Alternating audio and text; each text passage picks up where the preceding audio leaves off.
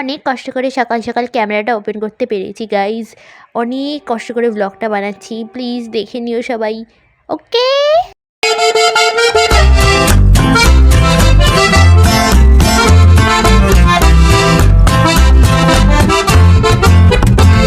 সকাল সকাল এই আমার বোনও স্কুলে যাওয়ার জন্য রেডি হয়ে গেছে, আর আমি কম্পিউটারে যাব, আর আমরা সবাই মিলে একসাথেই যাব। আর শুধু ঢং করলে যে সংসার চলে না সেটা দেখতেই পাচ্ছ, নিজের ব্যাগটা নিজেকেই তুলতে হবে। আর এখানে আমার মায়ের ব্যাগটা আমি ধরে দাঁড়িয়েছিলাম, আর আমার মা রাজরানীর মতো যাচ্ছে এখন, দেখতেই পাচ্ছ গাইজ। আর আমার বোন একটা ব্যাগ সামলাতে পারছে না, ব্যাগটা ওর থেকে বেশি লম্বা মনে হচ্ছে। চলো আমি একটুখানি আমার জুতো দেখাতে দেখাতে চলে যাই টোটোতে। এবার টোটোতে আমরা তিনজন তিন জায়গায় বসেছিলাম আর কি। ওই পাশের মেয়েটাকে আমি চিনি না, একটা ছোট্ট বাচ্চা মেয়ে ছিল আমার বোনের মতো। এখন কম্পিউটার থেকে বাড়ি চলে এসেছি, আর আমাকে এরকম উড়নচণ্ডী লাগছে। আমার দেখো ডার্ক সার্কেল, দেখো আমার লিপস্টিক নেই, এরকমই আমি ন্যাচারাল থাকি। তো আমাকে যেহেতু আজকে নিমন্ত্রণ বাড়িতে যেতে হবে, তো আমি এইটা পরবো। উল্টো করে দেখাচ্ছি। যাই হোক, আমি অষ্টমীর দিন সকালে যেই ড্রেসটা পরেছিলাম ওই 3 পিসটা পরবো এখন। আর আমি যখনই কথা বলতে যাবো তখনই শুরু হয়ে যায়। আর পিছনে ব্যাকগ্রাউন্ডটাকে একটু ইগনোর করো, কারণ এখন ভীষণ ব্যস্ত রয়েছি, এই জন্য কোনো কাজ ঠিকমতো করা হচ্ছে না। তো আমি স্নান করে পুজো দেবো যখন, তখন আবার দেখা হচ্ছে। বাই। এখন আমি স্নান করে চলে এসেছি। আর ক্যামেরাটা এরকম দেখাচ্ছে কেন? সো এখন আমি স্নান করে চলে এসেছি, আর আমি গোপুকেও হচ্ছে গোপুকেও হচ্ছে গিয়ে পুজো দিয়ে দিয়েছি, ধূপকাঠি দেখানো, দীপ দেখানো বাকি। মোট কথাও এখনও আমি রেডি হইনি, আর বাজে 1:30টার বেশি, আর টাইম হচ্ছে 1:30টার দিকে বেরোনোর। আর বাই দ্য ওয়ে আমার নেলসগুলো কেমন লাগছে? ভালো লাগছে আমি অবশ্যই জানি। আর আজকে থেকে আমি ডেইলি ভ্লগিং শুরু করে দিয়েছি। কারণ আমি কোথায় নিয়ে দেখেছি যে তুমি জাস্ট 10টা বড় ভিডিও আপলোড করো, 10টা, তোমার চ্যানেল মনিটাইজ হয়ে যাবে। যখন মানুষ ঠেলায় পড়ে তখন অনেক অন্ধবিশ্বাস করার মতো জিনিসগুলো বিশ্বাস করে নেয়, ঠিক আছে?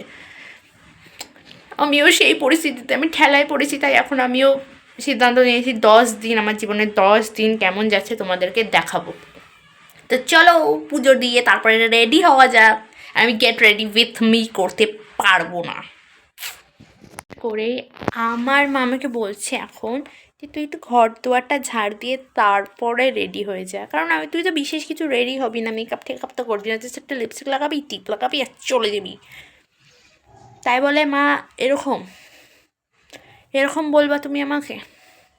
যাই হোক, এখন আমাদেরকে ঝাড়ু দিতে হবে। আবার আমার মা বলছে কিছুই তো হবে না, দিয়ে দে, ঝাঁটাটা তো লম্বা, এই যে লম্বা ঝাঁটা। হ্যাঁ, আমার হাইটের ঝাঁটা না, 2 ফুটের ঝাঁটা, আবার বেশি কথা। যাই হোক, এখন আমাদেরকে ঝাড়ু দিতে হবে। মোট কথা, আলোটা কোথা থেকে আসছে বে? কমেন্টে এসে কেউ বলবে না যে বিড়ালের গায়ে হাত বোলানোর মতো ঝাড়ু দিচ্ছ, কারণ এই ঘরটা অলরেডি 2বার ঝাড়ু দেওয়া হয়ে গেছে সকাল থেকে। হ্যাঁ, আমার মায়ের ওসিডি টাইপের একটা রোগ রয়েছে, আমি যেটা আবিষ্কার করেছি আমার মায়ের মধ্যে। কারণ আমার মায়ের ভীষণ পিতপিতানি স্বভাব, জানো না তোমরা গাইজ, আমি বলছি বলে তাই ভয়েস ওভারটা দিচ্ছি। আমার মা জানেও না যে আমি আমার মায়ের নামে এরকম কথা বলছি, যেটা সত্যি কথা সেটা তো আমি বলবো। আমার মায়ের ভীষণ পরিষ্কার সবার। আর ওই চেয়ারটা দেখো না প্লিজ, চেয়ারের মধ্যে এক গাদা জামা কাপড় রয়েছে যেগুলো এখনও ভাঁজ করা হয়নি। আমার প্রচুর কাজ রয়েছে, মানে শুয়ে শুয়ে ফোন ঘাটার প্রচুর আমার তাড়া, এর জন্য আমি জামা কাপড়গুলো ভাঁজ করিনি। আমার মা যেমন ভীষণ কাজপ্রেমী, আমি তেমন হচ্ছে ভীষণ পরিমাণে কুড়ে।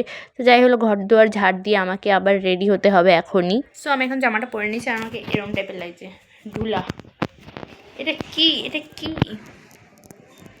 এটা কোনো ব্যাপার হলো? কথা হলো? আমি এত লুজ পরতে না, আমার লুজ জামা কাপড়ই পরতে ভালো লাগে। আমি এখন আমার সাইজের 1 সাইজ বড় জামা কাপড় কিনি এখন, লুজ, দেখেছো? সব লুজ, কিছু বলার নেই। এটা সেলাই করলে অনেক সুন্দর ফিটিংস হতো, কিন্তু আমি লুজই পরবো। আর এটার ওড়নাটা বেসিক্যালি আমি খুঁজে পাচ্ছি না এখন, জানি না বেরোনোর আগেও পাবো কি না।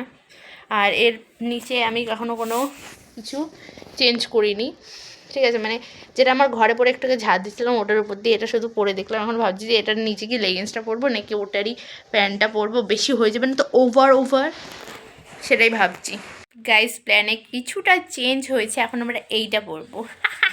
এইটা আর পরবো না, কারণ এটা ভীষণ লুজ আর বিচ্ছিরি দেখাচ্ছে। যখন আমি কিনেছিলাম তখন আমার লুজ পরার ইচ্ছা হচ্ছিলো, কিন্তু এখন আমি টাইট ফিটিং জামা কাপড় পরার ইচ্ছা হচ্ছে আমার, তাই এটাও পরবো। এটাও ঢিলাই, এটা তাও ফিতা দিয়ে টাইট করে নেওয়া যাবে, ঠিক আছে? এটা একটা লং গাউন টাইপের, ঠিক আছে? এটাই পরা হবে, বাস, শেষ কথা।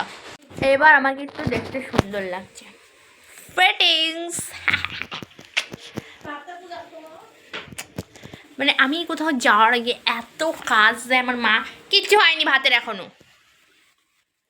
ক্যামেরাটাও কেমন জানি কালো কালো হয়ে গেল। যাই হোক, আমি রেডি হই, তারপরে দেখাবো ফুল ফাইনাল লুক। তো আমি পোজ দেওয়ার জন্য বাইরে এসেছি, কিন্তু রোদের তাপে আমার চোখটা পুরো ঝলসে গেছে। তো এরমভাবে আমাকে দেখে নাও, আর এই যে আমার বান্ধবীকেও দেখে নাও।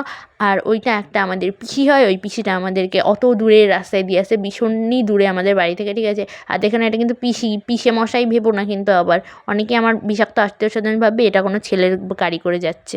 রাস্তা হারিয়ে গেছি, মানে আমরা রাস্তা চিনি না। হ্যাঁ, আমরা কোনোদিন আসিনি আর কি। এই 1 মিনিট, কোন দিকে রে? না না, এইটা না, এটা না। সামনে গিয়ে বলেছে কি ডান দিকে, অত আমি ডান দিক বাঁ দিক তো জানি না গাইজ, তাই না? আমি তো মূর্খ সুর্খ মানুষ। তো ভাতটা বাহার দিকে, ওর জন্য জানি না। এখন আমাদেরকে যেতে হচ্ছে। ভাগ্যিস আমাদেরকে কেউ নিতে আসছে না, এটাই ভাগ্যিস যে আমরা একটু ঘুরতে পারছি। কিন্তু কত সোজা যাব, কত সোজা দিয়ে ডান দিকে ভাই? এই ডান দিকে কোনো রাস্তাই পেলাম না। কে ডান দিকে? এই তো কত বাড়ি, আমার মনে হয় এই বাড়িটা। এখন আমরা চলে এসেছি এখানে, রাখি বলতে এখন আমরা চলে এসেছি অনেক ঘুরে ঘুরে, অনেক কষ্ট করে। মানে বাচ্চাগুলো দেখলো, যে দেখে বলছে যে ওই যে চলে এসেছি, কিন্তু তাও নিয়েই আসলো না। এরকম খারাপ আমাদের। খুঁজে খুঁজে আসতে হচ্ছে গাইস। দেখাবো বাড়ি যাওয়ার সময়, দেখাবো কত গলি বলি পার করে এসেছি। আর আমার একটা বাড়ি যাওয়ার সময় ভেবেই অজ্ঞান হয়ে যাচ্ছি রে, কারণ কতটা হাঁটতে হবে বলতো। কিছু করার নেই, একটু কষ্ট করতে হবে। আমি এখানে এসেছি সুন্দর ছবি তুলতে, আর তুই? ও কিছু করতে আসেনি, ও আসেছে পুজো দেখতে, আমি এসেছি ছবি তুলতে।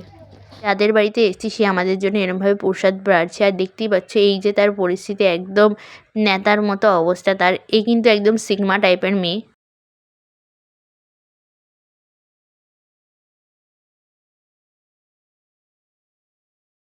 ওই প্রসাদটা শেষ হতে না হতেই আবার খিচুড়ি বাড়তে শুরু করে দিয়েছে আমাদের জন্য। উড়ি মা রে, আমাকে পাতা ভরে খিচুড়ি দিয়েছে, কিচ্ছু বলার নেই আমার আর, বুঝলে। এই যে গাইজ, আমরা এখন খেতে বসে পড়েছি। এই যে আমাদের মেনু। এই যে ও এখন মানে বাইরে সবাই খাচ্ছে, কিন্তু আমরা তো মানে বাইরে যেতে পারবো না, তাই না? মানে আমাদেরকে দেখলে তো মানুষ ও চলে এসছে খেতে, এরকম টাইপের একটা ব্যাপার, ঠিক আছে। এর জন্য মানে আলাদা রকম একটা মানে সম্মান। আমি জানি যে ঘরে কীর্তন দলরা বসে খায়, আমরাই আসল কীর্তন দল। এই যে আমার থালাটা ভর্তি। আমাদেরকে এন্টারটেনমেন্ট করার জন্য ওই সাইডে হারমোনিয়াম বাজানো হচ্ছে, আমার দাঁতের মধ্যে থেকে দেখা যাচ্ছে খিচুড়ি।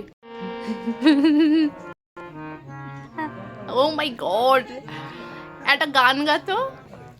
না না, সাইয়ারা শুরু কর, সাইয়ারা। সাইয়ারা তো কেন করে অনেকে, ওই যে একজন আজ কি साइयारा तू तो बदला नहीं है, मौसम जरा सा रूठा हुआ है, साइयारा तू तो बदला नहीं। ওর হারমোনিয়াম বাজানো দেখে আমারও একটু হারমোনিয়াম বাজাতে ইচ্ছা করলো, তাই আমি ওর কাছ থেকে পারমিশন নিচ্ছি যে আমি বাজাবো। বললো যে হ্যাঁ বাজাও। তারপর যে আমি শুরু করলাম, ওটা একদম বেসুরা হয়েছে, তাই আমি তোমাদেরকে আর শোনাতে পারছি না। খুব আর্ট পার্ট নিয়ে ধরেছি ঠিকই হারমোনিয়ামটা, কিন্তু ঠিক মতো হারমোনিয়ামটা বাজাতে পারিনি। যাই হোক, আমাদেরকে প্রসাদ বেড়ে দিয়ে ও আমাদেরকে বাড়ি থেকে একদম ভাগিয়ে দিল একদম। আর পিছন থেকে কুকুরগুলো চিল্লাচ্ছিলো, আর আমার নখগুলো কেমন লাগছে অবশ্যই জানিও, ঠিক আছে। তো এরকমভাবে টুকটুক টুকটুক করে হেঁটে আমরা বাড়ি চলে যাচ্ছি। আশেপাশের পরিবেশ প্রকৃতি ভীষণই সুন্দর, কিন্তু আমার ক্যামেরাটা বেশি সুন্দর নয়, তাই বেশি ভালো লাগছে না। আর এখানে দেখো আমার ফুটওয়্যার আর তার সাথে রাস্তার অবস্থা, আর আমাকে ভীষণ সুন্দর লাগছে, তাই না? আমার জুতোটা বেশি সুন্দর, আমার পাটা অতটাও সুন্দর নয়। আর এই যে আমি আমার বোনের জন্য আর আমার মায়ের জন্য প্রসাদ এনেছি, সেটা আমার বোনকে দেবো। দেখো আমার বোনের থোবড়াটা কত খিলখিলিয়ে যাবে একদম, ঠিক আছে। ও অল্পতেই খুশি হয়ে যায়। তো আজকের ব্লগটা এইটুকুনি, সবাই ভালো থেকো, বাই।